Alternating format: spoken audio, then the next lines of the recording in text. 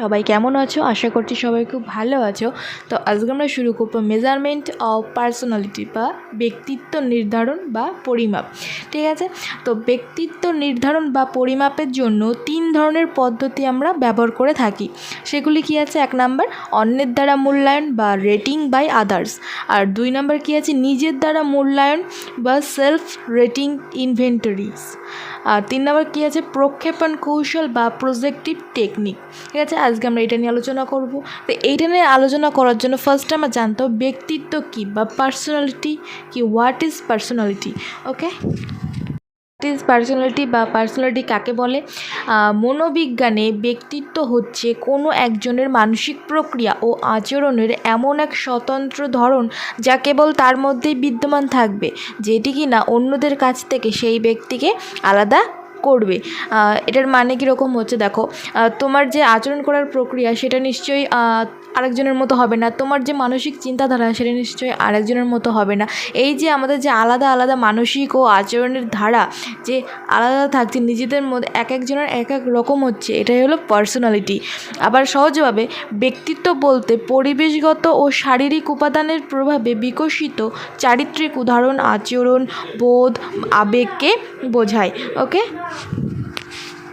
ব্যক্তিত্ব নির্ধারণ বা পরিমাপের ফার্স্ট আমাদের পদ্ধতি কী আছে? অন্যের দ্বারা মূল্যায়ন বা রেটিং বাই আদার্স। এতে ব্যক্তির ব্যক্তিত্ব সম্পর্কে ধারণা পাওয়া যেতে পারে এমন সমস্ত রকম ব্যক্তি বৈশিষ্ট্যের একটি তালিকা বা চেকলিস্ট আগে প্রস্তুত করতে হবে বা প্রস্তুত করা হয়। এরপর যার ব্যক্তিত্ব নির্ধারণ করতে হবে সেই মানুষটিকে ভালোভাবে চেনে জানে এমন লোকদের একটি তালিকা প্রস্তুত করতে হবে। সেখানে কি থাকবে?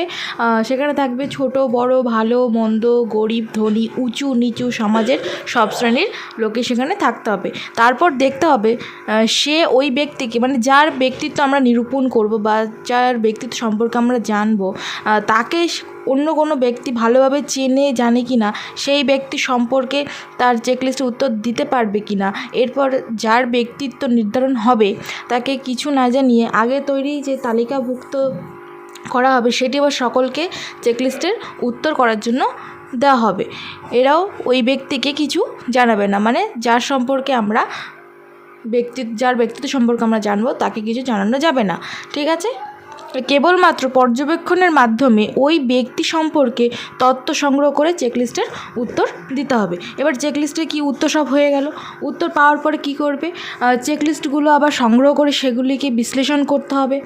তারপরে কি সকলের দেওয়া তথ্যের ভিত্তিতে এবার কি ওই মানুষটির সম্পর্কে আমরা জানতে পারবো যে ওই লোকটি কেমন প্রকৃতির ছিল বা কেমন প্রকৃতি, সে ভালো কি খারাপ, এরকম।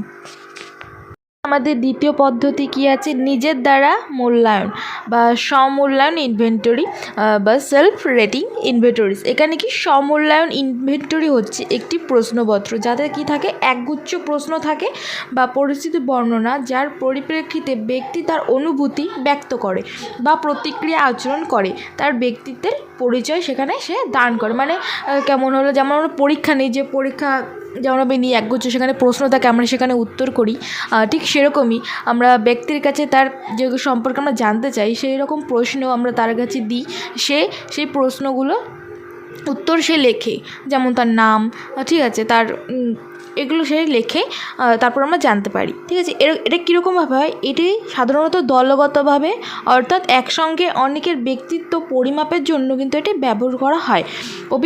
এই অভিজ্ঞার সঙ্গে দেওয়া স্কোরিং কি অনুসারে স্কোর করে দেওয়া নর্ম অনুসারে তার ব্যাখ্যা দানের মাধ্যমে ব্যক্তিত্ব কিন্তু নির্ধারণ হয়। এখানে কিন্তু ব্যক্তি নিজেই প্রশ্নের উত্তর দেয়। ওই যে বললাম একগুচ্ছ প্রশ্ন আমরা লিখে দিই, সেই প্রশ্ন দেখে তারা লেখে তাদের সম্পর্কে, এরকম।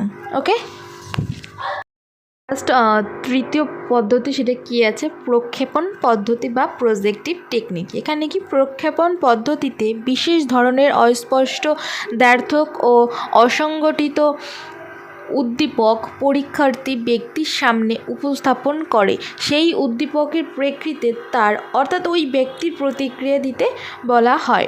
এই প্রতিক্রিয়াকে মনোসমীক্ষণের দৃষ্টিতে এক অত্যন্ত জটিল পদ্ধতিতে বিশ্লেষণ করে প্রতিক্রিয়াকারী ব্যক্তির ব্যক্তিত্ব নির্ধারণ বা পরিমাপ করা হয়। এটি কেমন?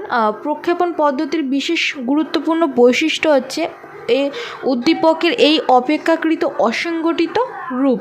ঠিক আছে, অসংগঠিত উদ্দীপক বলতে আমরা কি বুঝি? যা দেখতে কোনো কিছুর মতো নয় এবং যা অসংখ্য ধরনের প্রতিক্রিয়া সৃষ্টি করতে পারে।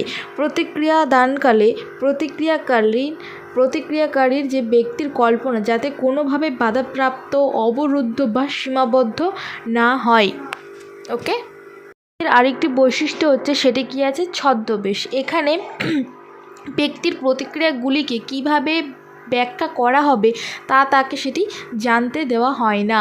সেই অর্থে এটি একটি ছদ্মবেশী প্রক্রিয়া। সামগ্রিক মূল্যায়ন এই পদ্ধতির তৃতীয় বৈশিষ্ট্য। এখানে কি ব্যক্তিত্ব সংলক্ষণগুলি আলাদা আলাদাভাবে মূল্যায়ন করা হয় না, মূল্যায়ন হয় কিন্তু সেটি সামগ্রিকভাবে বা গ্লোবালি। ওকে, ছদ্মবেশী প্রক্রিয়া হওয়ার কারণে এখানে কিন্তু তথ্য গোপনের সম্ভাবনা দূর হয়। অদৃশ্য আচরণ থেকে পাওয়া সম্পূর্ণ তথ্যের ভিত্তিতে সমস্ত ব্যক্তিত্ব সংলক্ষণগুলির সামগ্রিক মূল্যায়ন দ্বারা ব্যক্তিত্বের পরিমাপ কিন্তু এই পদ্ধতিতেই করা হয়। ঠিক আছে, এই প্রক্ষেপণ প্রক্রিয়ার আবার কিছু শ্রেণীকরণ আছে, সেগুলি 5টি ভাগে ভাগ করা হয়েছে, আর সেগুলি সম্পর্কে আমরা নেক্সট ভিডিওতে আলোচনা করব। ওকে, তো আজকে এই পর্যন্ত, আর পারলে তোমরা এটা নোটস হিসেবে রাখতে পারো। ওকে।